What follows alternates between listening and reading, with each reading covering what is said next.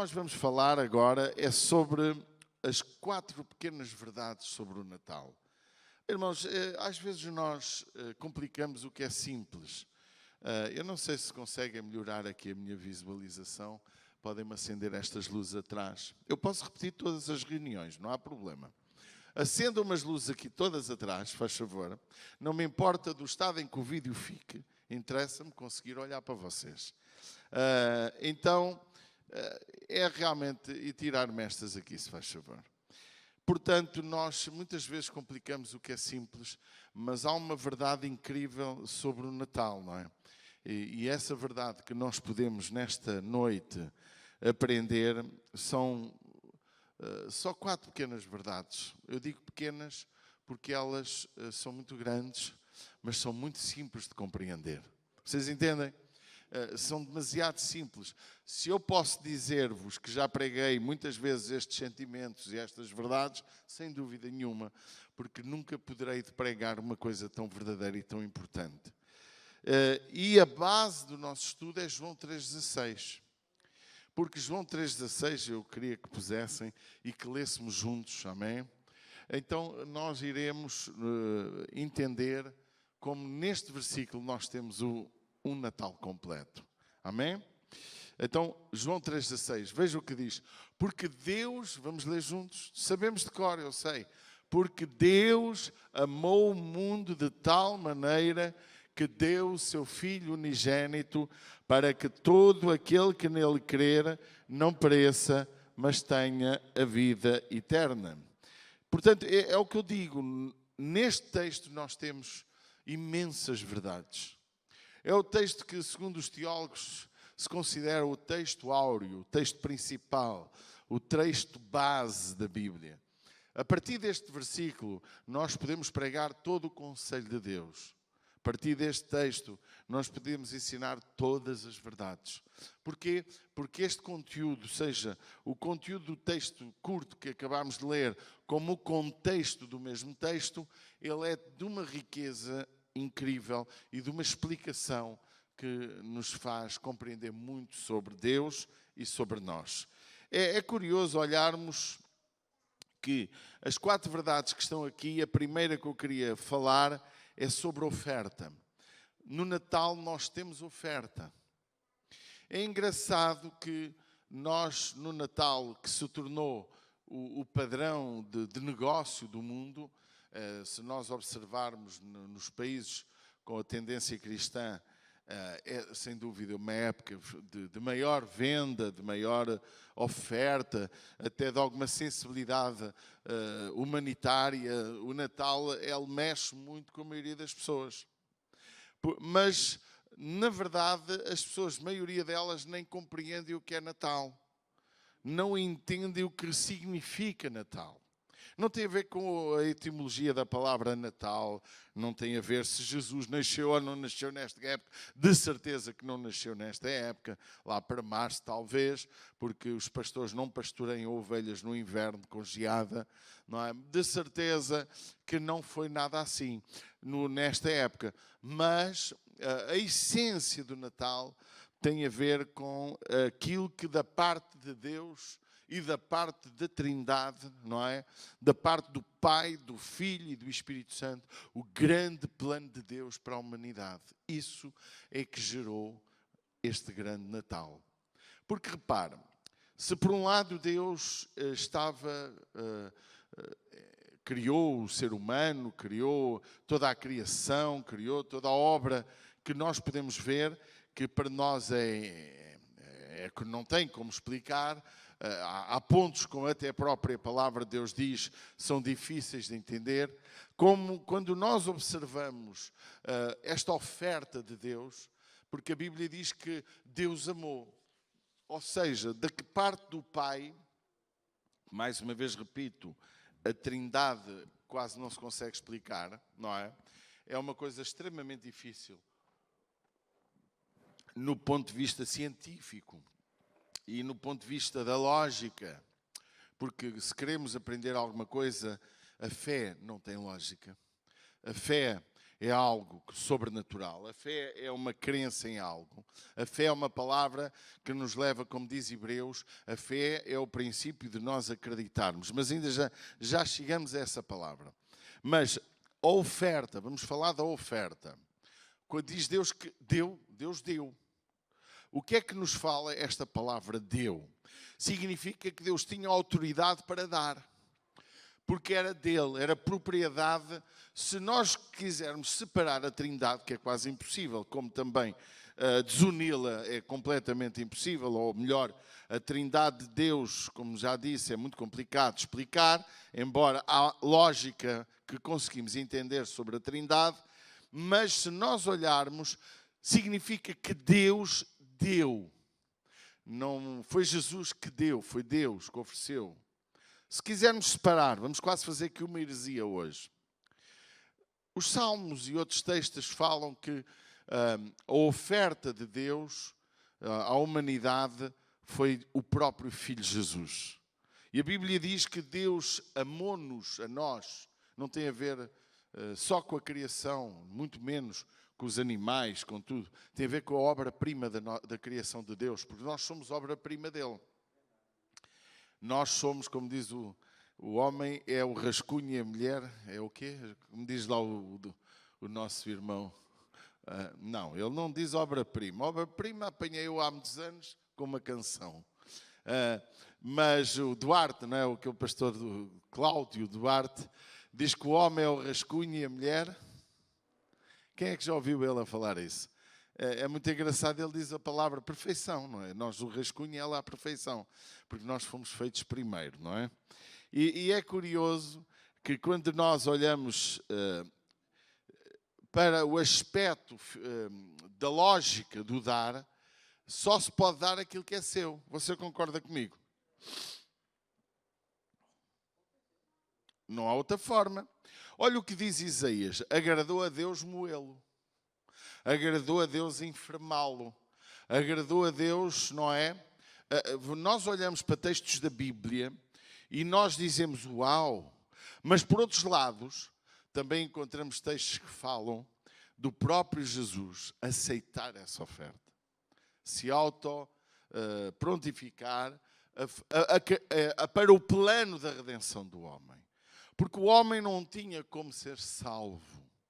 E logo na queda do homem em Gênesis, nós encontramos Jesus na simbologia do cordeiro que foi morto para dar as vestes a Adão e Eva. Por isso, amados, e logo da semente da mulher viria a salvação do homem na pessoa de Jesus. Então, quando nós encontramos Deus a dar porquê? Porque Ele amou, mas Deus deu algo que foi-se assim mesmo. E aqui vem a Trindade, que quem me vê a mim vê o Pai. O próprio Deus, que não tinha condição de se tornar num ser humano normal, então Ele criou um plano. Usou uma senhora chamada Maria, amém? Da qual colocou uma semente para poder gerar o nosso Salvador Jesus. Que não sendo, vamos aqui olhar, não veio de uma forma para nós, como o homem quando viveu na terra, ele era extraordinário porque falava de uma forma extraordinária, ele era extraordinário porque ele nunca pecou, ele era extraordinário porque tudo o que ele dizia e declarava acontecia, mas ele também era extraordinariamente humano e 100% humano. Jesus, ele na terra, quando Deus o ofertou para viver igual a nós, sujeito às mesmas paixões que nós, passando por toda a ofensa que nós também passamos. Por isso Deus deu Jesus. Deu Jesus a nós. Não deu Jesus aos animais, embora eles beneficiem também da sua oferta. Deus não deu Jesus à natureza, embora toda a natureza, diz a Bíblia, esperava pelo Redentor. Então nós estamos perante algo tão grandioso, que quando Deus ofertou, a Bíblia diz que Jesus é o primogênito de toda a criação. Ou seja, no plano divino de Deus e no seu pré-conhecimento ele sabia tudo o que ia acontecer e Jesus foi já preparado antes da criação do homem. Antes, diz a Bíblia, antes da criação do mundo. É uma coisa que ultrapassa a nossa capacidade. Mas eu queria que tu percebesses que Natal significa dar. Deus deu, e nós é vulgar dizermos que Deus deu o que melhor tinha. Todos dizemos. O Espírito Santo, sendo também uma pessoa da Trindade, que está aqui presente connosco e que habita em nós, não deixa de ser Deus da mesma forma. Mas a época em que Jesus teve a sua ação, ela foi há 2000 anos, quando Deus se humanizou. Diga comigo, Deus se colocou na posição de homem. Lá Filipenses dá um quadro horrível. Diz que, estando na forma de homem, se humilhou a si mesmo, tornando-se servo. E na qualidade de servo deu a sua própria vida por nós. Portanto, nós, e a Bíblia até diz que ele é o último Adão. Porquê? Porque à semelhança de Adão, que foi criado sem pecado, Jesus também foi criado sem pecado. O seu nascimento, a sua concepção, foi sem qualquer dolo, sem qualquer pecado. Meus amados em Cristo, nesta noite é importante nós percebermos o que Deus nos deu. Foi uma oferta para o homem, uma oferta para ti, uma oferta para mim. Não é uma oferta em troca de nada. Ele simplesmente deu Jesus para que todos nós o possamos receber. Uma oferta, pense comigo, uma oferta representa que é necessário alguém receber. Você concorda comigo? Eu tenho uma oferta para dar a alguém, é para mim. Eu quero te dizer, Jesus, ele foi ofertado para ti. Para ti. Para ti. Pensa, diga comigo, foi ofertado para mim. Curiosamente, as pessoas não entendem isto. Deus ofertou Jesus. Olha, mas Deus ofertou de tal maneira, Ele amou-nos de tal maneira que deu o seu Filho, a Bíblia diz unigênito. A palavra unigênito significa único. Certo? De acordo com o Filho de Maria, a Bíblia Sagrada diz o primogênito. De acordo com a divindade, diz unigênito. Porque é único. Amém? Agora, esta oferta foi tão boa que nos coloca numa posição incrível de filhos também de Deus. Porque a Bíblia diz em João 1,12, a todos quantos receberem Jesus, dá-lhes o direito de serem feitos filhos de Deus. A segunda palavra que nós precisamos de entender, além da oferta, ou melhor, ainda explicando a oferta, Natal, para ser presente na tua vida, também precisas de te ofertar. Natal é símbolo de dar. Se por um lado Jesus nasceu, por exemplo, fez Natal na vida do Danilo este dia, porque ele hoje recebeu um filho.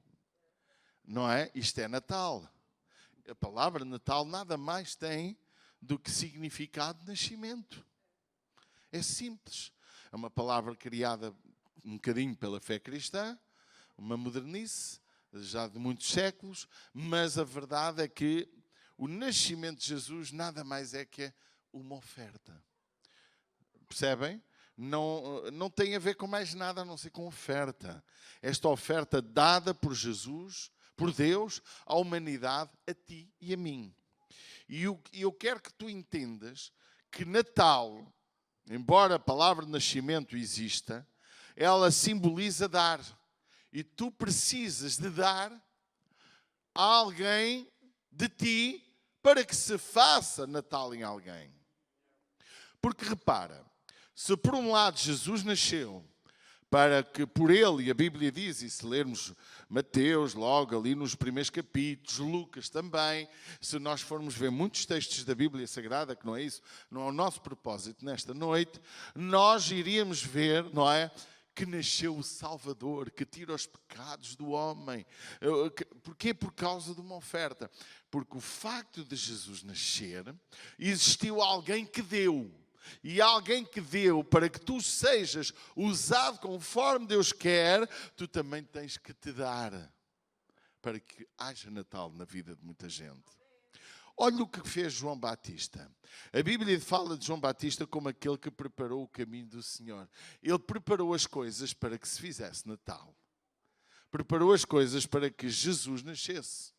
Ele preparou o caminho para que Jesus pudesse pregar o Evangelho, pregar a salvação, pregar a libertação.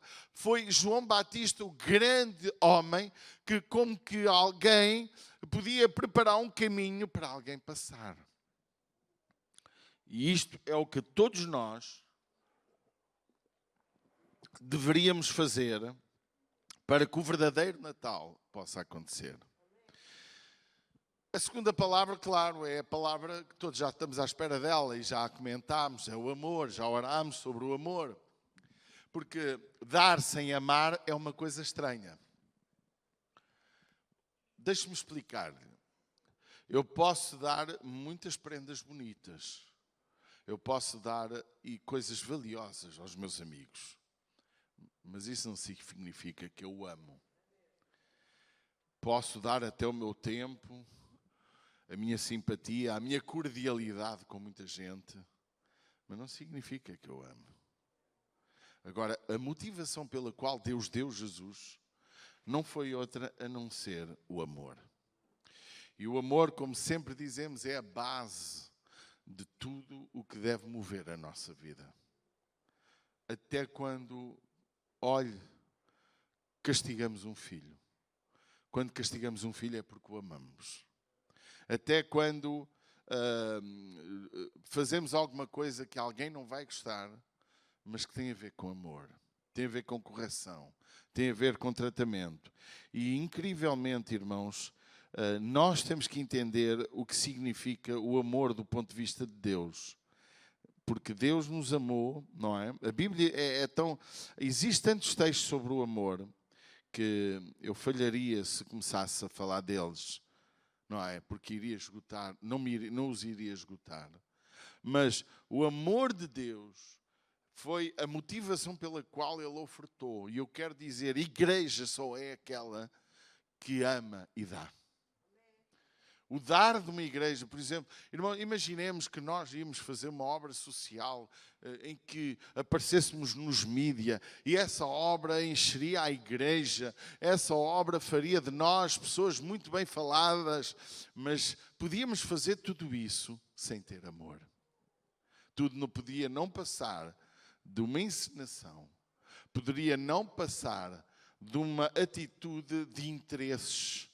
Quantas vezes, irmãos, as pessoas trocam presentes, porque dar um presente significa dar algo que é nosso, como disse. Mas, muitas vezes, esse dar presente pode representar intenções erradas. Esse presente pode ser um presente envenenado, como se diz. Diz-se na gíria, não há almoços grátis. Não é o que se diz? Às vezes o Pacheco ia comigo brincar, fomos, agora antes da pandemia, e mesmo durante, uma vez ou outra, e eu dizia assim para ele, já ganhaste o almoço? E ele dizia, mas porquê? Pela tua companhia. Não é? Porque o amor com que deve unir as pessoas nunca pode ser uma troca de favores. Vocês entendem? E Natal, acima de tudo, nos fala de amor. Deus deu Jesus por amor. Porque Ele amou de tal maneira. Este tal maneira tem a ver com o infinito. Este tal maneira tem a ver incondicionalmente. Ou este amor de tal maneira tem a ver com Deus, não está a olhar para os defeitos que nós praticamos, para a ingratidão que nós vivemos. Este amor de tal maneira não tem a ver com uma troca de favores. Eu troco o meu amor, eu perdoo-te e tu em troca vais-me adorar, vais dar dízimo, vais ser assim. Não! quando eu recebo Jesus e se torna Natal em minha vida, é plantado no meu coração uma semente chamada amor que me torna semelhante a Jesus. Certo? E passamos a viver praticando as obras que Ele faz, com o mesmo sentimento que Ele tem, como diz Filipenses, amém? Para vivermos da mesma forma como Ele, independentemente do resultado que o ser humano tem para connosco, seja grato ou não, nós damos. E a igreja, nós, eu, tu, deveríamos viver nesta vida prontos a dar com base em amor. Não com qualquer outro tipo de interesses. Porque tudo o que passa disto já não é divino. Já não é de Deus. A Bíblia tem textos como dizer: eu vos amei antes de vocês me amarem primeiro. Amém? Jesus tem...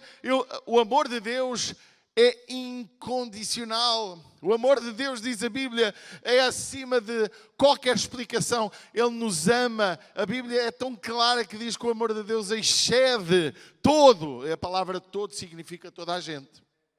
Todo o entendimento. Por isso que as pessoas dizem, os ateus e os agnósticos falam que a fé ou cristã, ela não faz sentido, é uma coisa estranha. Pois é. É mesmo estranho. Como é que alguém nos ama tanto? Como é que alguém nos perdoa tanto? Foi o Paulinho há dias. Fez uma partida. Eu combinei com ele a almoçar. Não, ele combinou comigo, nem fui eu com ele. A almoçarmos e vai. Meio-dia telefone ao Paulo, ele não me atende. Meio-dia e meia telefone ao Paulinho, ele não me atende. Há 1 hora telefone ao Paulinho também. Depois eu mando-lhe uma mensagem. E entretanto ele lá consegue acordar para a vida e liga-me. Oh, pastor, perdoe-me. Perdoe-me. E explicou o que é que aconteceu. Eu disse: oh, rapaz, já estás perdoado. Não é preciso pedir perdão, já estás perdoado. E tal. Mas, diga-me lá. O Paulinho não me chegou a ofender. Não me tratou mal, houve um descuido ali de horários, de uma situação que lhe surgiu, uma incompatibilidade. Agora, diga-me por favor, o que é que eu podia ficar com o Paulinho? Zangado ou não? Podia ou não podia? É que eu não fui almoçar com outras pessoas por causa dele. Eu tinha outras coisas. Eu podia ficar tão zangado com o Paulinho que lhe mostrava cara feia. E nós... perdemos amizades, estragamos amigos, deixamos de amar pessoas, até de frequentar a igreja, por coisas ainda inferiores a esta. Sabia disso? Ainda inferiores. Quando, irmãos, se Jesus nasce em nosso coração, nós temos um coração de perdão. O nosso coração passa a ser um coração de amor. Porque quem ama, perdoa. Olha o que diz Coríntios. O amor é sofredor. O amor não é invejoso. O amor não se suspeita mal. Isto é para nós. É ou não é? Se isto é para nós, começou em Deus. Porque Ele é o autor da nossa fé, o autor do nosso amor, a fonte de toda a esperança, a fonte de toda a riqueza e beleza, de caráter, de todos os níveis, porque dele vêm todas as coisas. Deus amou o mundo de tal maneira. E este sinal, irmãos, de Natal, que nos fala de amor, devia ser a base de construção de toda a fé. Amor. Um amor para recebermos, um amor para darmos. E o grande problema é que o amor falha na primeira falha. Alguém nos belisca e a gente já não ama. Alguém nos diz alguma coisa errada e a gente já põe aquela pessoa de lado. Alguém nos trai e a gente já trai uma vez, trai sempre. E é um bocadinho verdade. Não deixa de ser verdade. Por isso Jesus diz: perdoa sempre. Há regras na Bíblia sobre questões de igreja, sobre questões de disciplina, que nós temos que levar em conta. Mas toda a disciplina, toda a forma, toda a regra que Deus instituiu tem como base o amor. Até quando a lei da pena de morte existia no Antigo Testamento, tinha como base o amor. Porque uma civilização se destrói quando não há regras, quando não há disciplina, quando não há princípios. Certo? E eu queria, meus amados, que nesta sexta-feira, dia 13 não é dia 25, pudéssemos entender que não só Natal se deu por causa do amor de Deus por nós, Ele te amou, mas que Natal existe para que tu faças Natal nos outros também.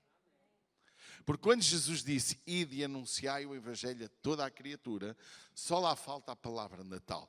Ide e anunciai que eu nasci para salvar toda a gente. Amém? É isto que nós temos que entender do que é Natal. Por isso que a igreja, nós, cristãos, devíamos olhar uns para os outros com amor. Não com sarcasmo, não com atitudes intencionais, não premeditadamente fazendo o que é errado, ou achando que... Porque muitas vezes nós premeditamos o errado. Aceitamos o errado antes dele acontecer. Jesus conhecia Judas. Sabia? Ele sabia tudo dele. Mas deixou-o estar. Ainda no final da história, ele disse-lhe, o que tens que fazer, faz-o depressa. Foi ou não foi?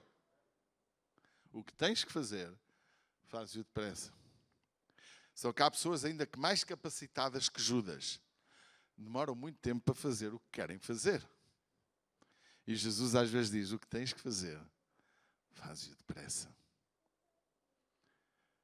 Mas Jesus fez, aceitou aquela carga, porque se não houvesse um Judas, havia outra forma.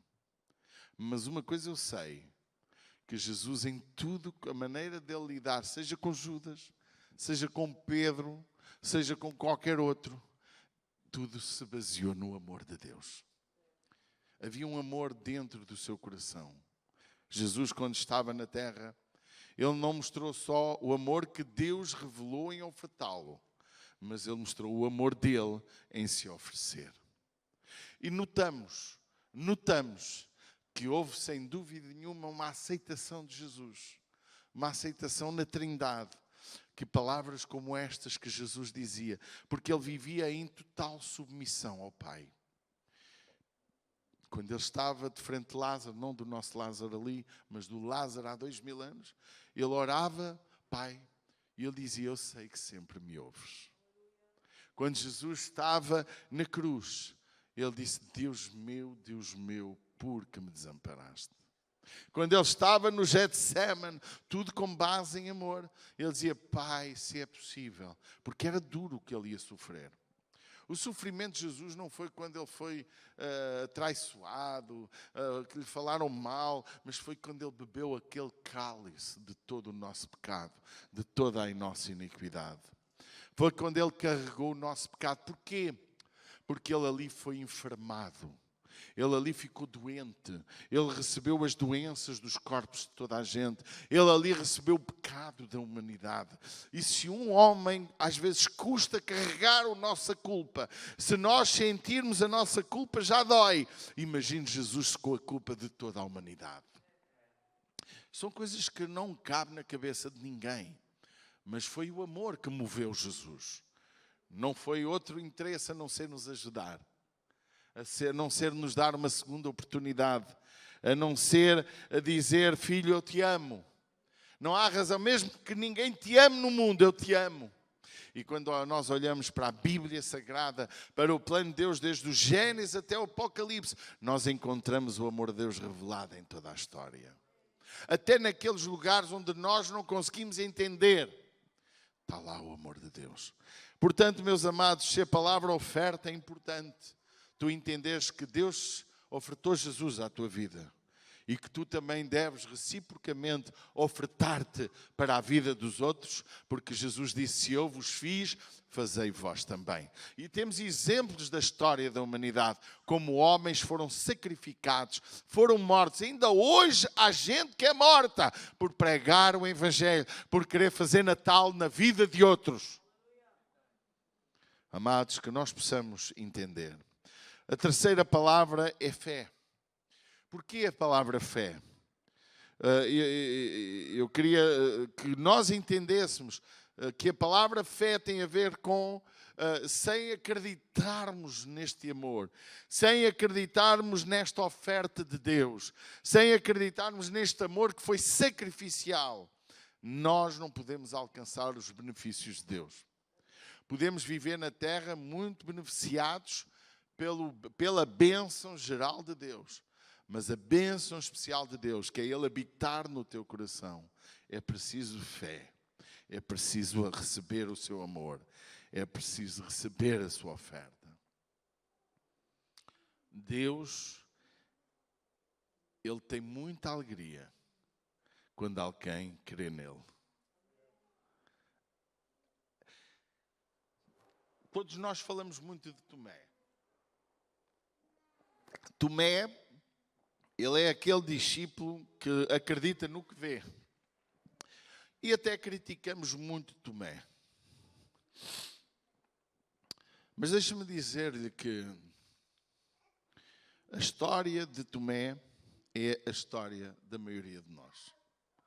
Só que a maioria de nós arma-se em super fé.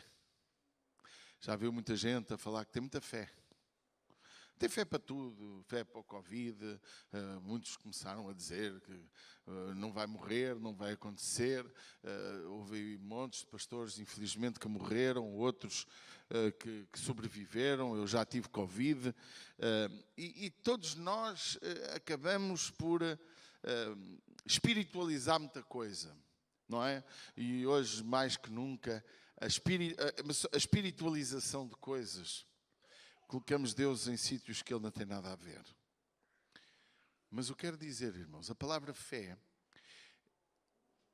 há fé emocional, sem dúvida que há.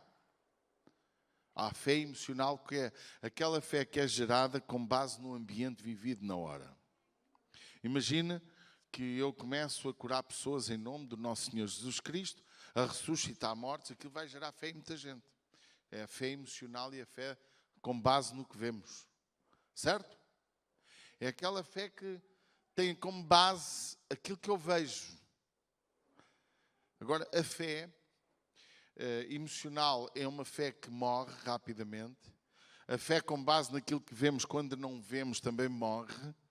Mas a fé sentida, a fé do interior, é uma semente que é plantada em nosso coração. Quando recebemos Jesus, quando acreditamos na sua palavra, e aquela palavra começa a fazer sentido para nós, e nasce uma planta dentro do nosso coração, que essa planta começa a gerar fruto. E a Bíblia compara inclusivamente a fé a um grão de mostarda, que segundo consta é dos grãos mais pequenos da terra, e que gera uma árvore tão grande. E a fé, irmãos, a fé sólida, a fé convicta, é aquela que tem como base algo que tem a ver com o conhecimento e não com emoções e não com aquilo que vemos. Veja o que aconteceu com Tomé. Tomé, toda a gente tinha visto Jesus menos ele. É complicado, não é? Ponha-se no lugar dele. Então, mas eu sou o rejeitado, é? Alguns começavam logo a dizer, eu sou o rejeitado. Jesus não gosta de mim. Mas Tomé não tinha visto. E Tomé disse, eu fico convencido de que ele ressuscitou quando eu puder meter o dedo dentro do buraco da sua mão, por onde passou aquele prego enorme, que lhe furou aqui a mãozinha e a mão tinha um buraco. Mas Jesus deu uma lição incrível. Como fez falta termos Tomé. Como Tomé nos fez falta. Tal como Jó nos fez falta para entendermos algumas verdades. Tal como o Jonas nos fez tanta falta para entender outras verdades. Como no plano de Deus tudo faz sentido. Por isso que a Bíblia é algo tão grandioso.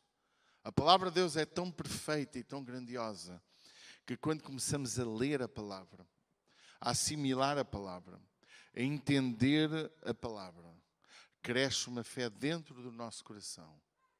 Uma fé que não é abalada pelas circunstâncias, pelo Covid, pela falência financeira. Essa fé não é abalada porque estou doente ou porque morreu alguém na minha vida. Essa fé não é abalada porque a vida não me corre nada bem. Porquê? Porque é uma fé racional também. Porque se a Bíblia diz que a fé vem pelo ouvir e o ouvir da palavra, é precisamente por aí que devemos começar. Irmãos, nós que gostamos muito de cultos muito emocionais, mas deixe-me dizer, o que firma as pessoas na fé tem a ver com a palavra. É o conhecimento da mesma. É aquela pessoa que se apaixona tanto por Deus, recebe Jesus e começa a ler a sua palavra todos os dias. A palavra começa a falar ao seu coração. Ele começa a chorar a palavra. Ele começa a comer a palavra. Porque Jesus disse, nem só do pão vive o homem, mas de toda a palavra que sai da boca de Deus. Jesus disse àqueles que o seguiam no seu tempo, vocês vindes ter comigo, não por aquilo que eu vos ensino, mas por causa dos milagres que eu faço. E queriam comer de borla. Vão trabalhar. Amados, a palavra de Deus, ela sim é a base para solidificar a fé. Nunca sabemos tudo, nem nunca como é que eu quero dizer? Nunca sabemos tudo, nem nunca estamos num momento de não ouvir mais nada. Porque sempre temos algo para aprender com Deus e com a sua palavra. A fé, meus amados, por isso que a Bíblia diz, quem crer para quem crer não pereça. Olha o que diz, vamos abrir outra vez João 3. Olha o que Jesus disse no versículo 15, para que todo aquele que nele crê não pereça, mas tenha a vida eterna. Porque Deus enviou, verso 17, Deus enviou o seu Filho ao mundo não para que condenasse o mundo, mas para que o mundo fosse salvo por ele. Olha o que diz outra vez, quem crê nele não é condenado. É uma promessa. Irmão, é necessário crer. Ensina os seus amigos. Ensina aqueles que o rodeiam. Precisamos de acreditar em Deus. Precisamos de crer na sua palavra. Explica às pessoas o plano de Deus para a vida delas. Quem não crer, porque quem crê nele não é condenado, mas quem não crê já está condenado, porque não crê no nome do unigênito Filho de Deus. E olha o que diz, e a condenação é esta, que a luz veio ao mundo e os homens amaram mais as trevas do que a luz, porque as suas obras eram más. Porque todo aquele que faz o mal aborrece a luz e não vem para a luz, mas para que as suas obras sejam reprovadas. Mas quem pratica a verdade vem para a luz, a fim de que as suas obras sejam manifestas, porque são feitas em Deus.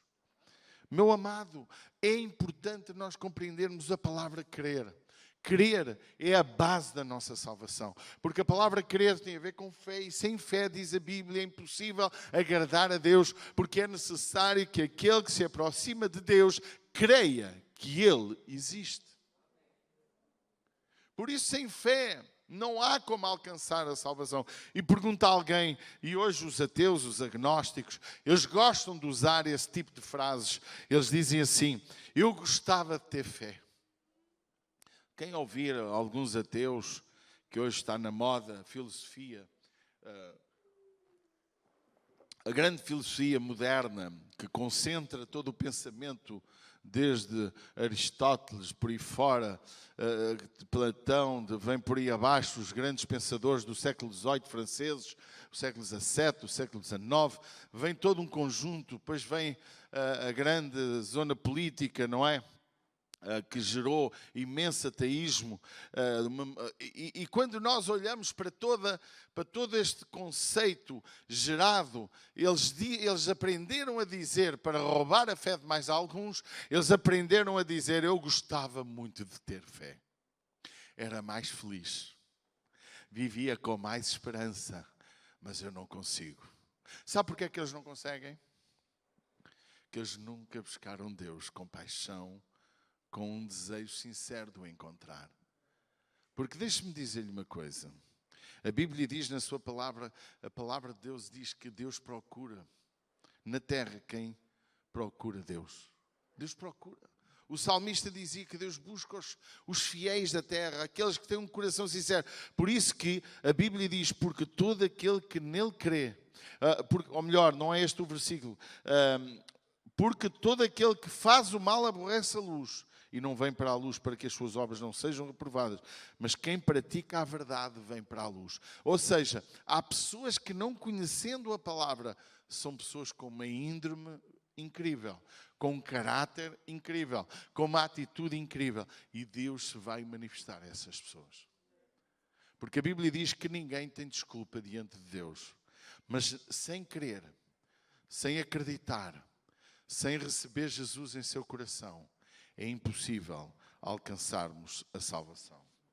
Por fim, a palavra que já esperávamos, a eternidade, é a quarta palavra que nos fala de Natal. Jesus não veio senão para gerar e para preparar o caminho para todos nós. Ele disse isso mesmo, eu vou-vos preparar um lugar, para que onde eu estiver, vocês estejais também. Amados, Natal é um momento de muita esperança. Quando se fala da eternidade, fala-se de esperança. Porque, irmãos, sinceramente, deixe-me dizer-lhe, se Jesus não existisse, se a fé não fosse verdade, se o cristianismo não fosse algo grandioso e maravilhoso que gera esta esperança em nosso coração, se tudo isto fosse uma ilusão, irmãos, era triste.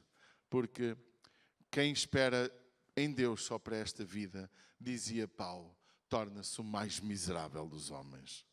Porque nos abstemos de tanta coisa por amor a Cristo. Lutamos por tanta coisa para seguir Cristo. Irmãos, mesmo imperfeitos como somos, mesmo errantes como somos, mas temos um Deus a quem podemos nos aconchegar, para quem podemos dobrar os nossos joelhos e pedir perdão, que é a melhor cura para a alma do homem, é quando nos podemos dobrar diante dele. E quando Ele se manifesta. Irmãos, como é que se pode dizer que não há fé quando Ele cura o nosso interior, quando Ele liberta o nosso coração de tanta amarra, quando antes de Cristo e depois de Cristo na nossa vida, tudo é diferente. Meus amados, sabe que a eternidade é realmente a grande fonte da nossa esperança. Falamos muito pouco sobre a eternidade, sobre o paraíso, essas coisas que se faz muita brincadeira. Mas quero lhe dizer que a eternidade está garantida para aqueles que o querem, que o seguem, que esperam nele. Por isso que Jesus disse, não é? Quem crer em mim, não é? Nunca morrerá. A gente pode morrer na carne, no físico, mas logo mais Deus nos levará para si. Amados, não esqueça, a palavra Natal só faz sentido quando entendemos que Jesus ofertou, que Jesus amou, que Jesus gerou fé, porque a Bíblia diz que Ele é o autor e o consumador da nossa fé. A tua fé não é só fruto teu, não é só a tua busca, é uma plantação dentro do teu coração, é uma semente. Por isso que temos parábolas como a parábola do semeador, que diz que ele saiu para semear e semeou em abundância, e a semente caiu em muitas terras diferentes, sendo que uma é a tua. Se tens pedras, tens que as remover. Se o teu coração está empedernido, deixa dizer que Jesus diz na sua palavra que Ele transforma corações de pedra em corações de carne. Há resposta e solução para todos. Não é exclusividade da ICIR, nem é exclusividade só nossa. Eu creio, irmãos, que na multissabedoria de Deus, muitos irão ser salvos sem nós percebermos porquê.